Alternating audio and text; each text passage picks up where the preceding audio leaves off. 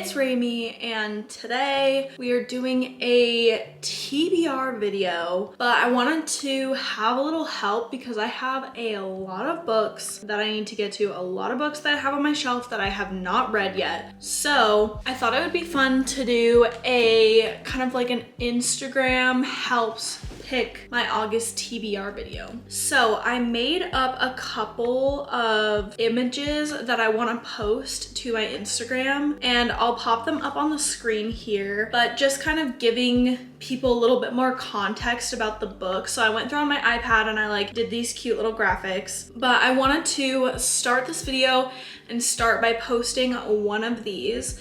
I think I want to post the fantasy one that I have. So the choice is between Book of Night by Holly Black and The Darkest Part of the Forest by Holly Black, because of course I'm gonna want to read a Holly Black book that I haven't read yet, at least in the month of August. I'm gonna do a little bit of a screen recording just so you guys can kind of see. We are going to go to the story option, and then we're gonna add a little poll. So we're gonna say, which fantasy book should I read in August? Book of Night and Darkest Part. So we have our little poll. I'm gonna stick that up in the corner. Which fantasy book should I read in August? Book of Night or Darkest Part? We'll see. We're gonna post it. I just posted it, so I will come back to you guys with an update when I have some votes that come in and we kind of get an idea of which way it's going, whether it's Darkest Part or Book of Night. I'll check back with you guys. So we had The Darkest Part of the Forest and Book of Night going head to head to see which one I should read for the month of August, and Book of Night won, okay? Which I'm not really mad about because both of them are Holly Black books. Both of them I have a feeling that I'm gonna really enjoy. This one is going to be a little different and a little interesting because I have only read The Cruel Prince by Holly Black, and this is a new adult fantasy, and it kind of has like a little bit of a different vibe. So I wanted to read the description really quick. It says, Charlie Hall has never found a lock she couldn't pick, a book she couldn't steal, or a bad decision she wouldn't make. She's spent half her life working for glow mists, magicians who manipulate shadows to peer into locked rooms, strangle people in their beds, or worse. Glow mists guard their secrets greedily, creating an underground economy of grimoires. I think that's how you say it. I'm not 100% sure. And to rob their fellow magicians, they need Charlie Hall. Now she's trying to distance herself from past mistakes, but bartending at a local dive, she's still entirely too close to the corrupt underbelly of the Berkshires. Not to mention that her sister Posey is desperate for magic, and that Charlie's shadowless and possibly soulless boyfriend, Vince, has been hiding things from her. When a terrible figure from her past returns, Charlie descends into a maelstrom of murder and lies. Determined to survive, she's up against a cast of doppelgangers, mercurial billionaires, glow mists, and the people she loves best in the world, all trying to steal a secret that will give them a vast and terrible power. So it's considered a modern dark fantasy. Yes, so a little dark, a little twisted, new adult. Seems really good. So I'm super excited to be putting Book of Night on my TBR for this August. I am doing a little screen recording because I am going to, there we go. I am going to post my second story, and I'm gonna say, what book should I read on my Kindle in August? And we have Serpent in the Wings of Night, and we have Divine Rivals, which I was very excited because both of those are on Kindle Unlimited, so I'm super excited about this one.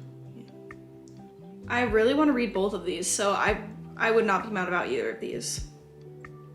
It's officially on the story, so we will wait and see what feedback we get for Serpent in the Wings of Night and Divine Rivals. I'm really curious as to what people will decide between the two of those, because they're both fantasy, they're both like kind of really gaining popularity right now, so we'll see. The one that was chosen that you guys voted on, which happened to be Serpent in the Wings of Night, and I am so excited. It's been said that it's similar to ACOTAR, which I just finished the ACOTAR series, so that is so exciting to me. So yeah, let's go ahead and read the synopsis of Serpent in the Wings of Night. Human or vampire, the rules of survival are the same. Never trust, never yield, and always, always guard your heart. The adopted human daughter of the night-born vampire king Oriah carved her place in a world designed to kill her. Her only chance to become something more than prey is entering the Kijari. A legendary tournament held by the goddess of death herself, but winning won't be easy amongst the most vicious warriors from all 3 vampire houses. To survive, Oriah is forced to make an alliance with a mysterious rival. Everything about Ryan? I'm gonna go with Ryan, is dangerous. He is a ruthless vampire, an efficient killer, an enemy to her father's crown, and her greatest competition. Yet what terrifies Oriah most of all is that she finds herself oddly drawn to him. Of course. But there's no room for compassion in the Kijari. War for the House of Night brews, shattering everything that Oriah thought she knew about her home. And Ryan may understand her more than anyone, but their blossoming attraction could be her downfall. In a kingdom where nothing is more deadly than love, The Serpent and the Wings of Night is the first book in a new series of heart-wrenching romance, dark magic, and bloodthirsty intrigue, perfect for fans of From Blood and Ash and A Court of Thorns and Roses. I don't have it with me physically, but I will be downloading it on my Kindle because it's on Kindle Unlimited. So excited for that. And we're gonna add Serpent in the Wings of Night to my August TBR. I don't know exactly what happened to the clip of me filming myself posting the next story. It's gone. I don't know what happened to it. So I did a screen recording. I said, which romance should I read in August? And it was the decision between When in Rome, which I've actually read Practice Makes Perfect already, so it's like a little out of order, but that's okay, and then Love in Other Words. And I was super curious to see what people thought because Sarah Adams is like going crazy right now. Like her books are super popular right now, but Love in Other Words by Christina Lauren is like, it's so popular, and I haven't read any Christina Lauren books. I'm excited to read both. So we will see what happens between Love in Other Words and When in Rome. We had these two going up against each other, which I feel like is a pretty hard battle, a hard decision, at least in my opinion, which is kind of why I left it up to you guys on Instagram because I was having a hard time. So we have When in Rome by Sarah Adams and we have Love in Other Words by Christina Lauren.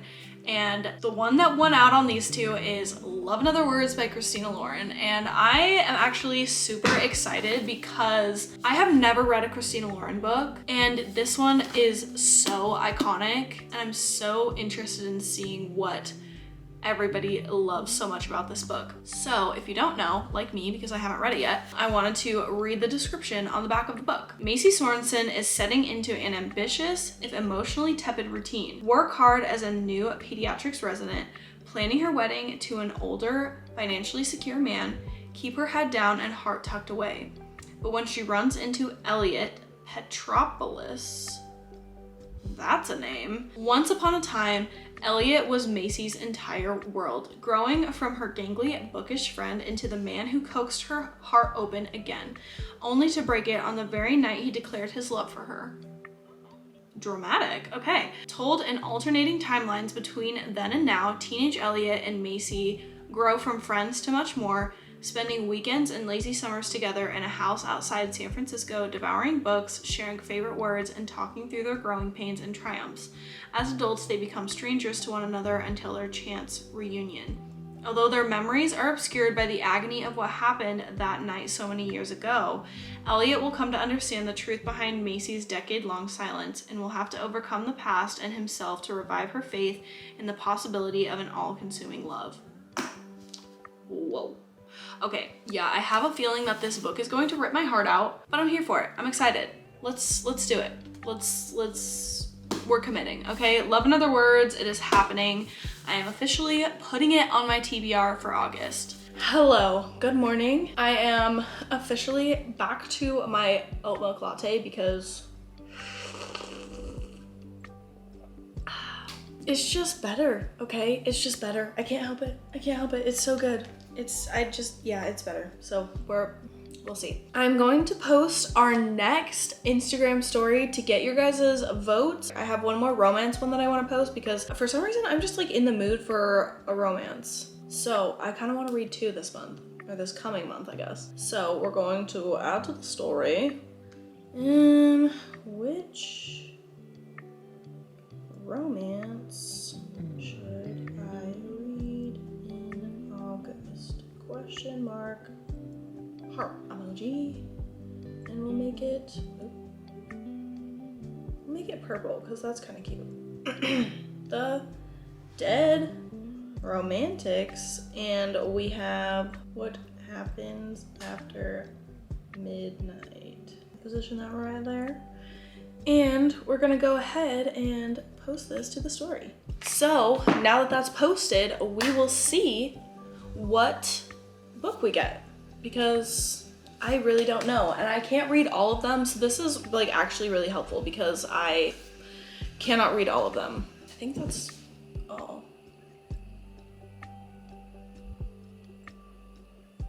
We posted our Instagram story of the Dead Romantics and What Happens After Midnight, and the Dead Romantics won. And I'm actually super excited about this. I found a copy of it at Half Price Books. I think the synopsis sounds interesting, so I wanted to read it to you guys.